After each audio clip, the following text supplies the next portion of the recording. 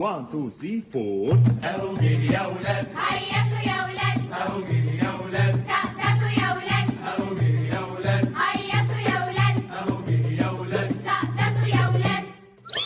بكل عام ويانا معاد وعمره ما بيخلفش معاد، في كل عام ويانا معاد وعمره ما بيخلفش معاد. اهو جه يا ولاد، اهو جه يا ولاد، اهو جه يا ولاد، اهو جه يا ولاد، اهو جه يا ولاد.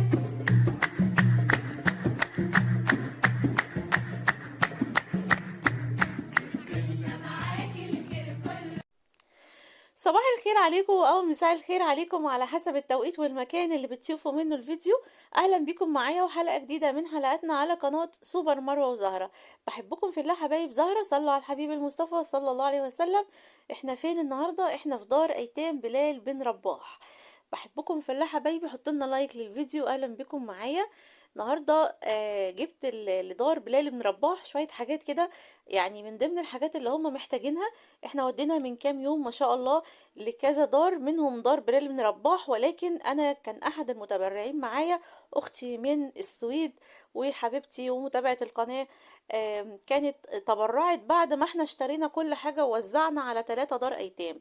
فطبعا المبلغ اللي جالي انا انتظرت بصراحه ان يجي معاه مبلغ تاني، يعني ونودي لل3 دار تاني، ولكن للأسف ما كانش فيه مبلغ جه تاني غير حاجة بسيطة كده من أختي اللي عملت كام وجبة من كام يوم.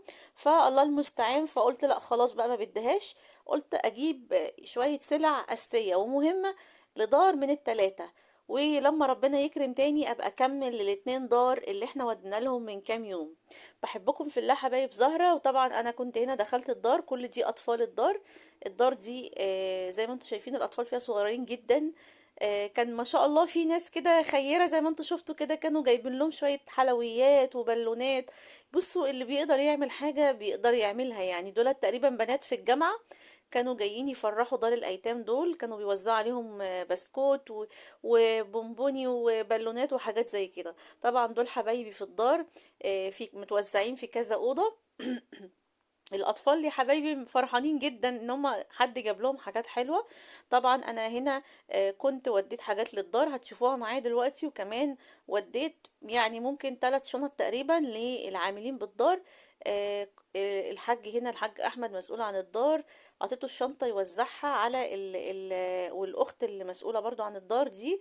قلت لهم وزعوا على الناس اللي محتاجين عندكم، اللي هم العاملين اللي في الدار اللي هم بينظفوا الدار او بيغسلوا فيها او بيمسحوا فيها، لان هم طبعا اشد احتياجا واشد يعني حوجة في الحاجات دي كلها، محتاجين الحاجات دي برضو. فحبيت ان انا يعني اراضي الايتام وفي نفس الوقت نراضي العاملين بالدار، ولو حتى الناس بسيطة من اللي موجودة في الدار بتنظف الدار وهكذا.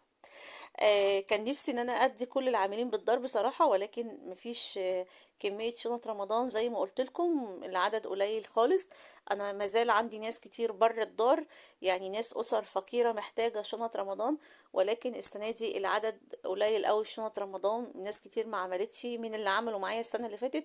فالله المستعان، كل واحد بياخد رزقه وكل واحد بياخد نصيبه، وفي الاول في الاخر ده زكاة صيام وزكاة فطر. فيعني اعتقد ان الناس هتطلعه في وقته، الوقت المناسب ليه يعني. الله المستعان. هنا بقى طبعا دخلت الأوضة أوزع أو أفضي الحاجة اللي أنا جايباها للدار. جبت لهم زيت، جبت لهم سكر. المرة دي جبت زيت الإزازة الكبيرة اللي هي 2 لتر ونص دي على بعضها. الشنط من السخونية، عايزة اقول لكم سخونية الحرارة بتاعت الجو وكده، والشنط تقيلة وفيها سلع تقيلة فبتتفرفت مني كده. بصوا شايفين الشنط بقت ورق يعني. زي ما انتم شايفين كده. جبت لهم سكر، جبت لهم زيت، جبت لهم مكرونة، جبت لهم ملح، جبت لهم عبوة الزيت الكبيرة دي على اساس ان هي موفرة شوية. جبت لهم بلح وجبت لهم عدس اصفر. واكتفيت ان الحاجات دي تيجي مع الحاجة اللي وديناها من اسبوع، اللي هي كان داخل فيها خضار وفراخ، وبرده كانت سلع ومنظفات وحاجات غسيل وهكذا.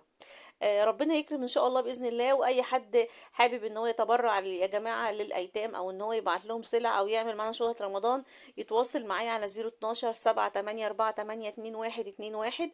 ده رقم تواصل معايا. من بره مصر بيحط يعني بلس 002 مفتاح جمهوريه مصر العربيه. ودي كانت الحاجه اللي انا وديتها للدار. شكرا لاختي من السويد واختي المتبرعه اللي ساهمت معانا ولو بجزء بسيط. بشكركم وسلام عليكم.